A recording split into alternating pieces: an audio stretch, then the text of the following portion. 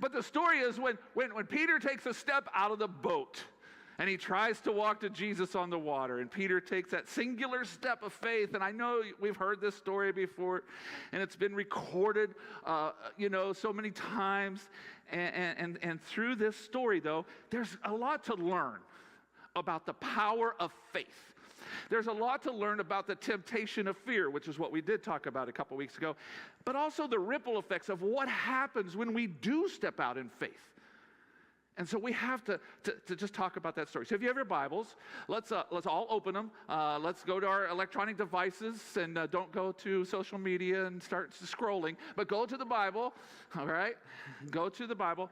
Matthew chapter 14. Matthew chapter 14. And I know we've heard this story before, but we just pray that God opens our eyes in new ways here. That's the key. Matthew chapter 14, starting in verse 22, down through 33. It says, immediately, Jesus made the disciples get into the boat. Now, we're going to talk about that for a moment, but that verse, he made them get into the boat and go ahead of him on to the other side while he dismissed the crowd. After he had dismissed them, he went up to the mountainside by himself to pray. Later that night, he was there alone, and the boat was already a considerable distance from the land, buffeted by the waves because the wind was against it. And shortly before dawn, Jesus went out to them, walking on the lake. When the disciples saw him walking on the lake, they were terrified. It's a ghost, they said, and cried out in fear. But Jesus immediately said to them, take courage, it is I, do not be afraid. Lord, if it's you, Peter replied, tell me to come to you on the water. Come, he said. Then Peter got down out of the boat. He walked on the water. He came toward Jesus.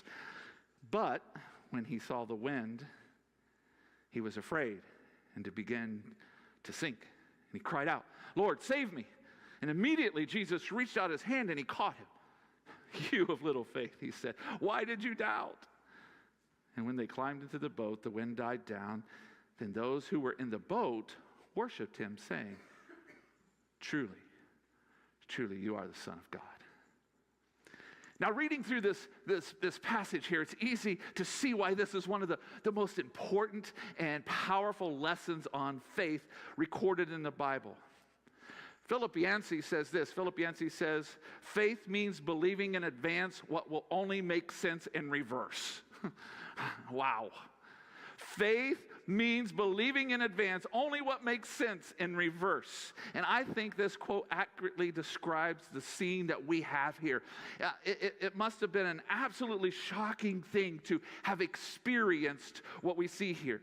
But we have the benefit of seeing this in reverse, don't we? We read the story, we kind of nonchalantly go through it, but really, we are able to learn from and hopefully apply some lessons here of faith.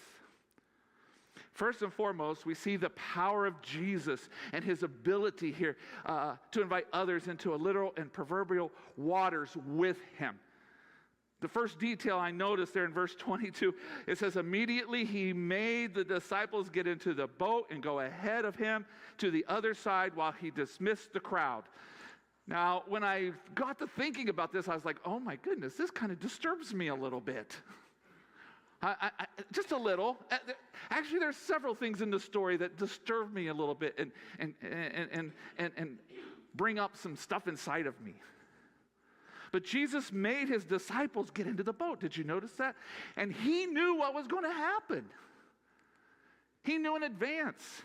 Jesus made the disciples get in the boat. And you know people say, have you ever heard, the devil made me do it? Have you ever heard that one?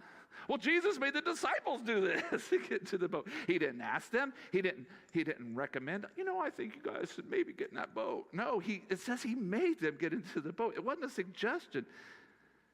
And that'd be one thing if he didn't know, but he's the Son of God and he knew. So how did the one with all wisdom send them into something that could threaten their lives? I think there's a lesson for us There are certain storms that are unavoidable. We live in a fallen world. We live in this world, and we got experience. We have people around us. We have connections, and that's sometimes messy. And there are certain storms that are unavoidable. And I just need to know that. Certain storms, you know what I mean by a storm, right? It's not always physical storms. That's not what I'm talking about. Of course, we've had a couple of those this week, haven't we? Sometimes it's emotional storms. Sometimes it's psychological storms. A lot of times it's relational storms. You know these storms that we get into, and sometimes we're so busy trying to get out of them that we expend all of our energy that we could spend to learn what God wants us to learn through them. Does that make sense? We have storms. They're inevitable. We're going to have storms in our lives, and sometimes we do everything we can just to get out of the storm instead of learning through the storm. And there's two ways to get through a storm that we're talking about. One is as a survivor. Sometimes to survive a storm is a miracle. To survive abuse is a miracle. To survive an economy that's falling apart, but God provides in so many different ways is a miracle. But then God says you can be a survivor. But then if you want, there are certain people that decide, I just don't want to be a survivor. I want to be a student. I want to be a student of the storm. I'm learning from the storm. The thing about it is there are certain things that I can only learn in storms. That's a cold, hard truth. What if the wind is proof that what's on the other side is so significant that you have to push through it to get there? A lot of us interpret the wind as an indication that we should turn back. That's resistance. We probably should go home, right? We need to turn around. But in this particular situation, Jesus said, I want you to go to the other side. He said he made them and go to the other side. He knew.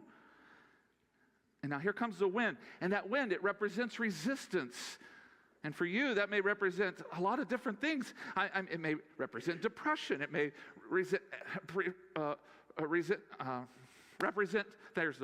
represent anxiety. We all go through different storms. And let me just say this. Comparing the size of your storm to the size of my storm is not very helpful. It is not helpful. Because the size of your storm and my storm and the significance of my storm to your storm, it serves no purpose. The greatest thing about this passage is that Peter didn't even express faith, actually. Actually, he just considered the possibility. I'm going to show you this. He didn't say, Lord, hey, I know it's you. I know it's you, Lord. What did he say? If it's you. If it's you. If. What if? Did you know that what if can work two ways? What if it can make you give up? What if it can make you freak out? Or what if can make you step out in faith? It can make you move. And so we have to talk then about the power of faith. The power of faith. Let me remind you of this. Faith is not just a passive belief. I believe. It's an act of trust in God that can empower us to do extraordinarily big things. And in this passage, we see Peter, this simple fisherman, stepping out of the boat in the middle of a stormy sea. That's not normal. It's not a rational action. I remember as a kid, I used to try to walk on water. Anybody ever tried to walk on water? It didn't work. I don't know if you know that. It didn't work. It defies the law of nature. And walking on water, it defies human instinct for self-preservation. It just doesn't make any sense. But Peter isn't acting on his own understanding. He's not acting on his own strength. He is acting on faith. And he's responding to his rabbi's invitation. If it's you, Lord, if it's you.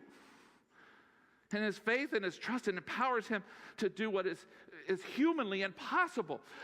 It empowers him to walk on water. And it was a simple thing. Jesus didn't explain it.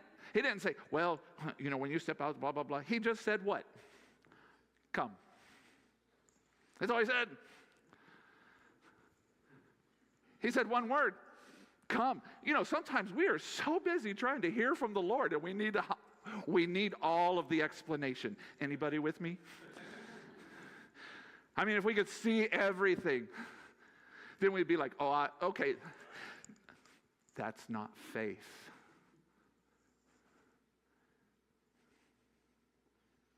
Jesus just said one word. One word. Come. Come. This we see as the power of faith. This is the ability to trust God so completely that you're willing to take a step out of the comfort zone, to take risks, to defy the norms and the expectations that the world has around us. It is the courage to believe that with God all things are possible. Even when everything in our human understanding screams, that's impossible. Can we do that? It's a teenage Mary being told that she's about to give birth to the Messiah, and she says, nothing is impossible with God. It's recorded in Luke 1:37. It's the Apostle Paul writing to the Philippians. From where? Does anybody know where Philippians was written from? Jail. He was in jail. And he says this in Philippians 4:13. You probably could say it from memory. I can do all things through Christ who strengthens me. Faith is not just about believing in God. It's about believing in what God can do and what God can do through us. That's what faith is about. And it's about believing that God can use us to accomplish his purpose. No matter how inadequate or how unqualified we may feel. Peter is not a trained water walker.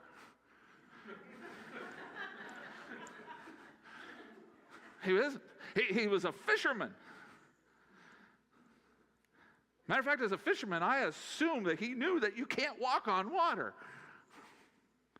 But his faith in Jesus empowered him to step out of the boat and to step onto the water. Let's go back and look at verse 28 through 31 here real quick. Lord, if it's you, Peter replied, tell me to come to you on the water.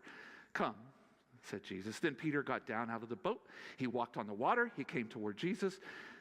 But when he saw the wind, and he was afraid, and he began to sink, and he cried out, Lord, save me. And immediately Jesus reached out his hand, and he caught him. Oh, you have little faith. And here's that question.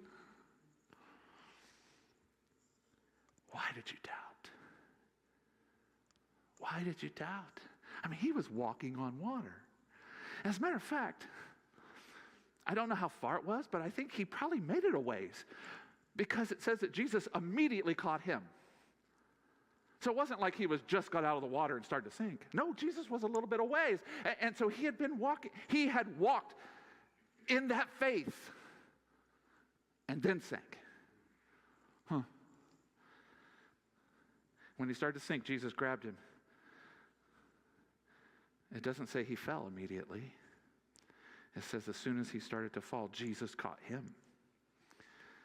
Now, when Peter fell and Jesus caught him immediately, the next thing Jesus said is something that he has said a few times in Scripture. He said, oh, you of little faith, why did you doubt? This is the second thing that got me this week. If anybody deserves to be called of little faith, it's all those other 11 Didos in the boat that didn't get out. Especially Judas. Right? That sounds like That sounds like little faith. I mean, you're going to single Peter out here. And it kind of bothered me that he called that little faith. I mean, the whole phrase got me. You have little faith. I thought, man, if that's little faith, I'm doomed. I mean, it's all I can do sometimes to get through 5 minutes of prayer without looking at my phone, checking what's next. And if that's what he thinks little faith is, I'm definitely not making it to heaven on little faith. But the phrase, you have little faith, doesn't necessarily refer to quality. I think it refers to quantity.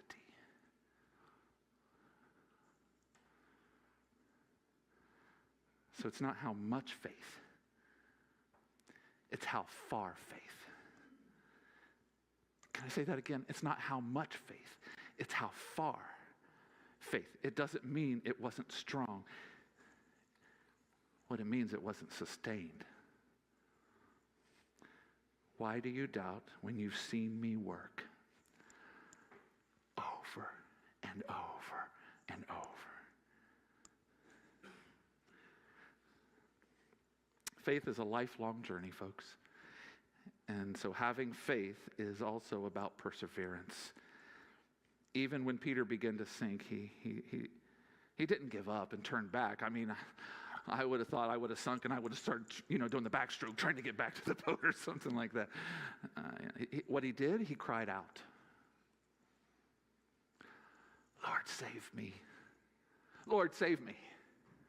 And Jesus immediately reached out his hand and he caught him. And this shows us that even when our faith falters, listen, please.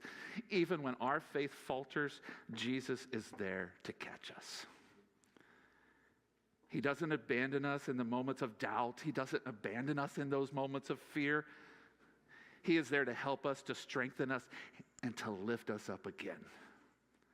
Faith changes us. So keep the faith. You've seen him move before, and you'll see him do it again. Peter, you made it this far, Peter. Why doubt now? Why now? Faith changes how we see ourselves. Faith, it's how we see the world. It changes how we see God. It empowers us to step out in courage, but the faith also helps us to stay focused and to persevere in the face of challenges. And when that happens, when those challenges come, we have a temptation to fear. We have a temptation to take our eyes off of the thing that we are supposed to fix our eyes on and to look at what brings us fear. And fear is a powerful emotion that we experience, and it is one that can be both positive and negative impact in our lives. Psychology today says this about fear. It says fear is generally considered a reaction to something immediate that threatens our security and our safety, and such as being startled by someone suddenly jumping out from behind a bush. The emotion of fear is felt as a sense of dread, alerting us to the possibility that your physical self might be harmed, which in turn motivates us to protect ourselves. Thus, this notion of flight or fight is considered a fear response and describes the behavior of various animals when they're threatened. And so in the story of Peter walking on the water, we see this valid example of this. Peter, initially full of faith, steps out onto the water at Jesus' command when he says, come. That one word. But as soon as he takes his eyes off of Jesus and he sees the wind and he sees the waves, fear takes a hold of him. And when that happens, he begins to sink. And he was completely overwhelmed by the situation. And so there was this temptation, and he was filled with fear. And fear tempts us then to doubt God's power. Fear tempts us to doubt God's promises. And it whispers in our ears, oh, you're going to sink. It whispers, oh, you can't do this. You can't do this. It whispers, oh, this is too hard. It whispers, this is a little risky. I don't know. And fear tempts us to stay in the boat, to play it safe and stick with what's comfortable, to stick with what's familiar. But God did not call us to a life of comfort. He didn't call us to a life of safety. That's not what we are called to as Christians. He called us to a life of faith. He called us to a life of trust that requires us to step out of the boat and onto the water, even when the wind is blowing, even when the waves are high. And not to say that fear is always a bad thing. Fear can be a healthy response to danger. It protects us from harm and protects us to take necessary precautions. But when fear keeps us from obeying God and stepping out in faith, it becomes a problem. And when fear holds us back from a life that God has intended and invited us to, then we know that we need to reassess some things. This is what C.S. Lewis once said. He said this: courage is not simply one of the virtues, but is a form of every virtue at its testing point. Courage is faith in action.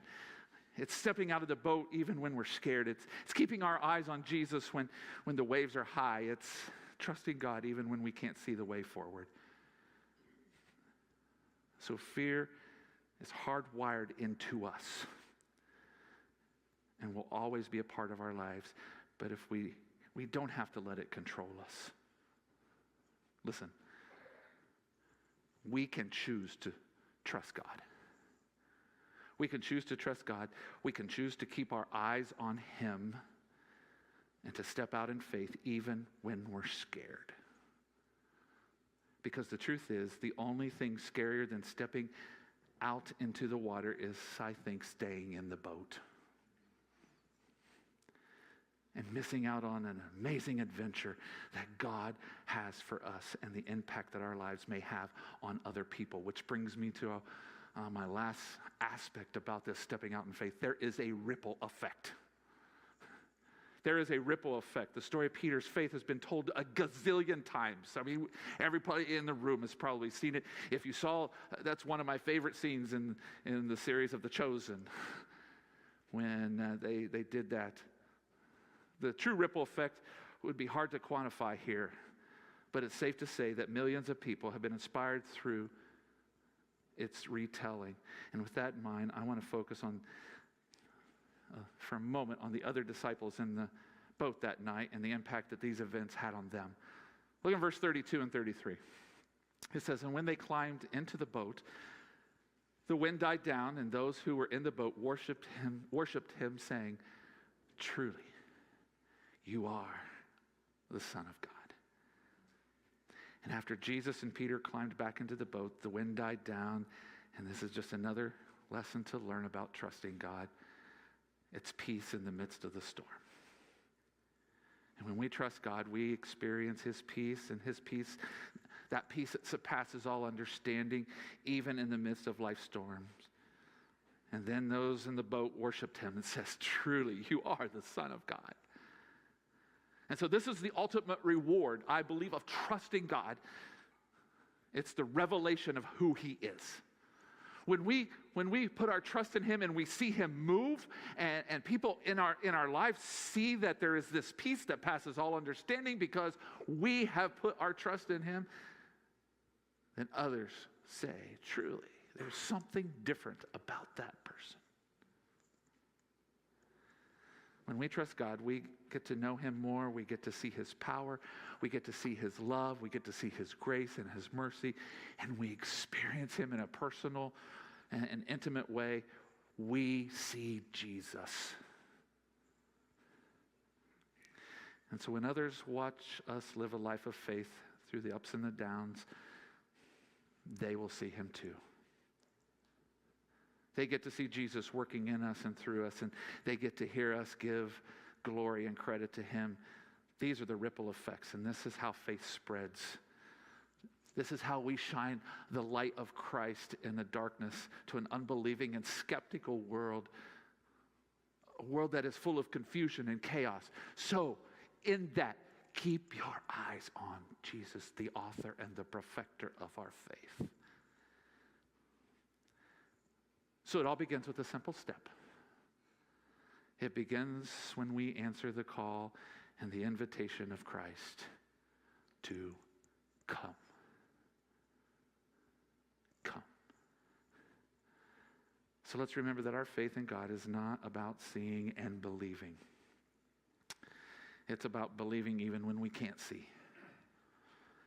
It's about trusting God even when the winds of life are blowing against us. It's about stepping out of our comfort zones, knowing that Jesus is there to catch us when we falter. Oh, thank you, Lord, for that lesson. It's about overcoming obstacles and the temptations that engage in fear.